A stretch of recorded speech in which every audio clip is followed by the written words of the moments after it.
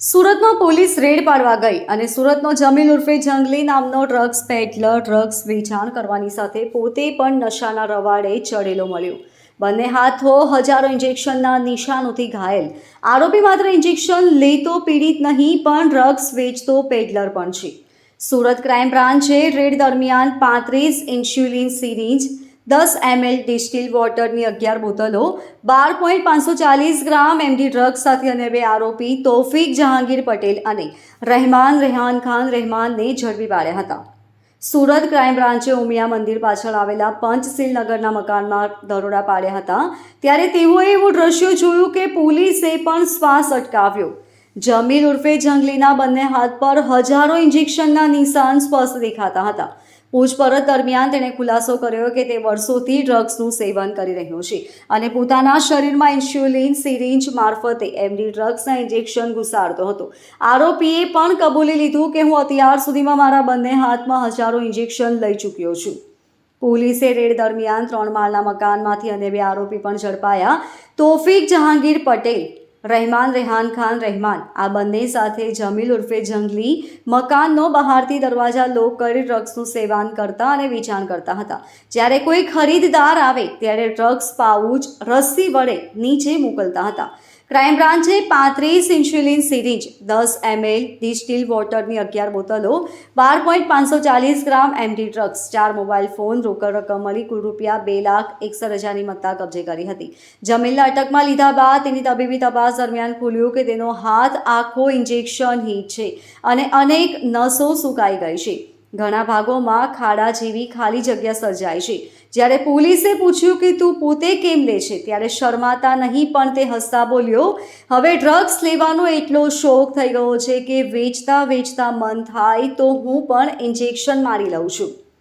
DCP Bhavesh રોજિયાએ જણાવ્યું હતું કે આ ત્રણેય આરોપીઓ લિંબાયત મીઠીઘારી વિસ્તારમાં રહેતા દાની સદામ ખજૂર અને ટ્વિશા નામની મહિલા પાસેથી એમડી ડ્રગ્સ લાવતા અને છૂટક વેચાણ કરતા હતા. બંને સપ્લાયર્સ હાલ ફરાર છે અને પોલીસ દ્વારા વોન્ટેડ જાહેર કરવામાં આવ્યા છે. આ ત્રણેય મળીને એક એવી ડાર્ક દુનિયા ઊભી કરી હતી જ્યાં નશો પાવડરમાં નહીં સીધો ઇન્જેક્શન દ્વારા લોહીમાં ભરાતો હતો. Bureau report, LK star news, Surat. No drugs in Surat સિટીના અભિયાન અંતર્ગત સુરત ક્રાઇમ બ્રાન્ચની ટીમને એક માહિતી મળી હતી કે કુખ્યાત જમીલ ઉર્ફે જંગલી પોતાના ઘરે ભાઠેના ઉમિયા મંદિરની પાછળ પંચશીલ નગરના 517 નંબરના મકાનમાં ડ્રગ્સ પોતાના 2-3 મિત્રો સાથે ડ્રગ્સનું સેવન કરે છે અને ત્યાંથી ડ્રગ્સ વેચે પણ છે.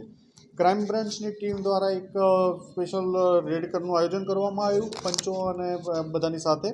એ ઘરની વ્યવસ્થા એવી હતી કે નીચેથી એ લોક રાખતા હતા, 3જા માળ સુધી દરવાજો લોક કરે અને ઉપરથી કોઈ પણ માણસ જો ડ્રગ્સ લેવા આવે તો દોરી દ્વારાથી પેલી ડોલ નાની આવે એ નીચે લટકાવી અને એને આપી દેવામાં આવતું હતું.